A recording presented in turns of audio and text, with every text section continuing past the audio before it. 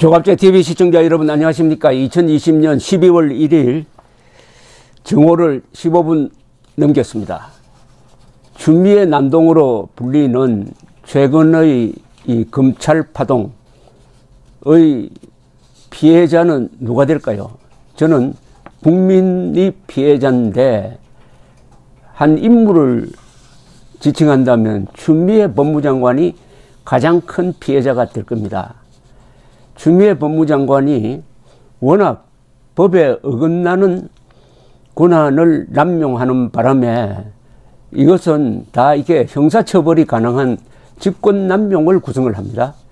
더구나 가장 중요한 게 여론입니다. 국민 여론이 등을 돌리고 있습니다. 문재인까지도 유탄을 맞아가지고 지지율이 폭락하고 있습니다. 다음 해에 있을 서울 그리고 부산시장 선거에 야당을 찍겠다는 사람이 늘어나고 있습니다. 정치적으로 치명타를 입고 있습니다. 더구나 가장 중요한 것이 검사들의 여론입니다. 일반 여론과 검사들의 여론이 하나가 되어버리고 말았습니다. 우리 사법사상, 우리나라 검찰 역사상 처음으로 평검사, 지검장, 고검장, 더구나 대검차장, 이분은 지금 윤석열 총장의 직무를 대행을 하고 있습니다. 그리고 법무부로 옮겨가 가지고 법무부의 검사들이 일치 단결해 가지고 이번의 추미애의 윤석열 총장 직무 정지 조치는 부당하다 뿐만 아니라 불법행위다 라고 들고 일어났습니다. 이렇게 되면은 권력으로 누를 수가 없습니다. 독재국가에서도 권력으로 누르는 데는 한계가 있는데 하물며 대한민국은 아직은 형식적인 민주주의 국가인데 자기 부하들이 이렇게 등을 돌리는데 그 위에 앉아가지고 직무를 볼 수가 있겠습니까? 정치적으로 추미애는 끝났습니다. 그것이 또 어디서 나타났냐 하면은 벌써 동반사퇴론이 일어나고 있습니다. 정세균 국무총리가 그러니까 어제 문재인 대통령을 만나가지고 동반사퇴 필요성을 언급했다고 알려져 있습니다. 동반사퇴 이야기가 나왔다는 것은 두 가지 해석이 가능한데, 하나는 윤석열 총장을 내보내기 위해서 추미애를 희생타로 한다는 그런 생각도 있을 것이고, 또 하나는 추미애는 잘못한 사람이고 윤석열은 잘하는 사람인데 이걸 등가성으로 이어가지고 양비론으로 몰아붙이는 것은 말도 안 된다고 보는 시각도 있을 것인데, 어느 쪽이든 추미애는 끝났다는 겁니다. 왜 끝나느냐? 민주국가에서 한 정치인의 행동이 국민들을 화나게 해가지고 그 여론이 선거를 앞둔 여당을 곤혹스럽게 만들면은 아무리 권위주의 국가에서도 같이 데리고 다닐 수가 없는 겁니다. 이게 여론이 눈에 보이지는 않지만은 이렇게 무서운 겁니다. 그런데 오늘 또 이게 재미있는 흥미로운 회의 하나가 지금 이루어지고 있습니다. 감찰위원회가 소집이 되었습니다. 법무부 감찰위원회인데 이거는 외부 인사들을 주로 해가지고 구성되어 있는데, 이 사람들이 오늘 어떤 결론을 내느냐가 이것도 여론에 상당한 영향을 주게 생겼습니다. 11명의 위원 중에서 7명이 이상이 참석하면은 정족수를 채우고 결의는 과반수로 하게 되어 있답니다.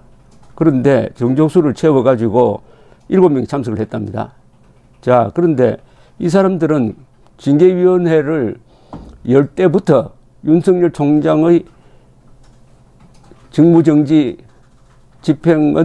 조치는 이것은 부당하다는 의견을 미리 내었기 때문에 결론도 아마 그렇게 나올 가능성이 있는데, 이렇게 되면은 법무장관이 소집을 해가지고 정식으로 징계위원회를 소집을 해서 윤석열 총장에 대한 중징계, 해임 등의 조치를 취할 때 거기에 대한 선제적 타격이 되는 거죠. 아무래도 가장 공정한 것은 외부 인사로 구성된 이 감찰위원회 아니겠습니까? 감찰위원회는 부당하다고 했는데 법무장관의 말을 잘 듣는 사람들로 구성된 위원회는 해임으로 결의를 했다 하면 어느 쪽을 믿겠습니까? 물론 법률적 효력은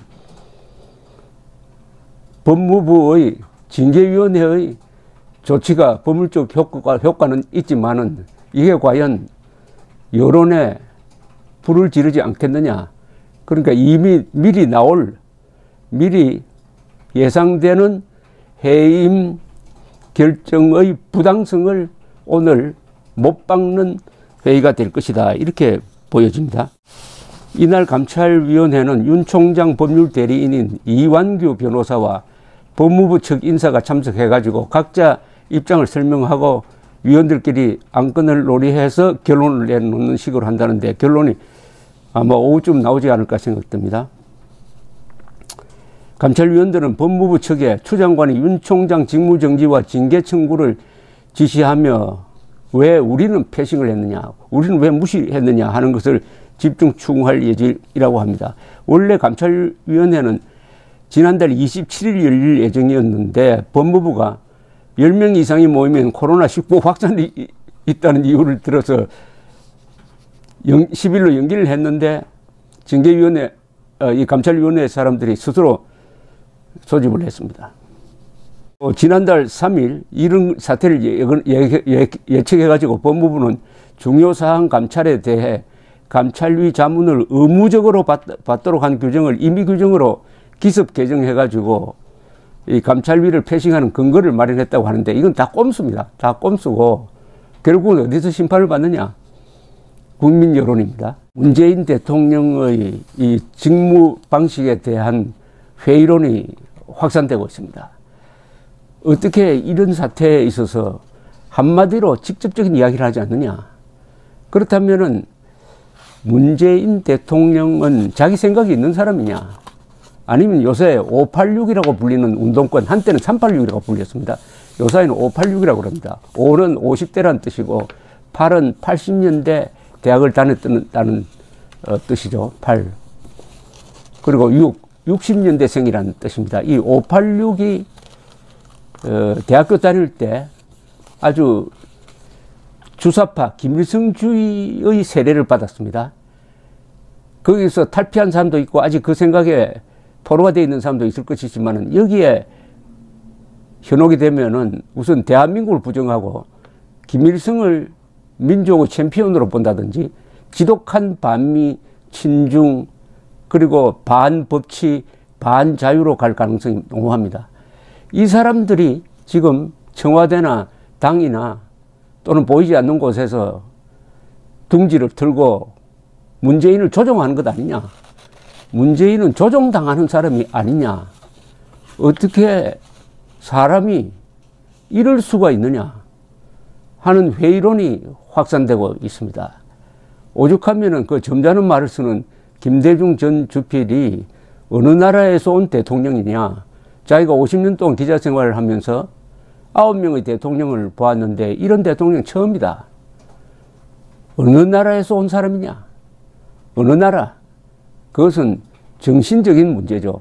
대한민국에서 태어나고 산 거는 맞는데 그러나 그 정신이 대한민국 정신이 아니다. 어느 나라가 아니라 뭐 어느 집단에서 가져온 정신으로 이 나라를 다스리고 있느냐 하는 근본적인 회의가 이번에 추, 윤 격투에서 더욱더 여실히 증명이 되고 있습니다. 추미애 씨의 역할은 제가 몇 차례 설명드렸지만 역사에 그런 인물이 많아요. 악역을 맡는 건데요. 2인자 행세를 하면서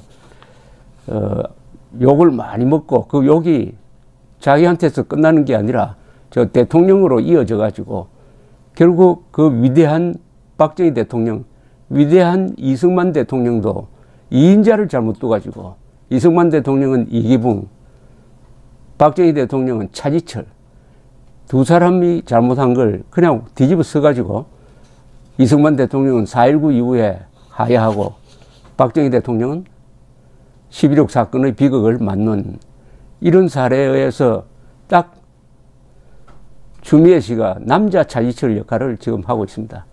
근데 차지철이 과잉 대응한 표적이 바로 김영삼 총재였습니다. 김영삼을 국회에서 제명하는데 차지철이 앞장섰습니다. 지금 윤석열을 몰아내는데 추미애가 앞장서고 있습니다. 결국 김영삼은 살아남아서 11.6 사건 이후에 여러 가지 기복이 있지만 결국 대통령이 되었습니다. 그러면은 추미애가 몰아내려고 하는 윤석열도 대통령이 되느냐? 차지철은 또 정보부장 김재규를 환하게 해가지고 김재규로 하여금 동향 선배인 아버지 형님 같은 박정희를 쏘도록 격동시켰습니다. 그러면은 추미애의 역할은 김영삼도 만들고 김재규도 만드는 그런 역할이냐. 어쨌든 사람이 인격이 변할 때가 있습니다. 돈이 갑자기 부자가 되면 인격이 변합니다. 그보다 권력의 완장을 차면은 사람이 변합니다. 추미애 씨가 저렇게 여자 차지철이라는 별명을 들을 정도로 변할 줄은 아마 몰랐을 겁니다. 그나저나 이제 추미애의 앞날도 멀지 않았습니다. 토사구팽 당하는 것은 윤석열도 토사구팽이지만은 아마 추미애도 토사구팽에 이르지 않을까 하는 그런 생각이 듭니다. 감사합니다.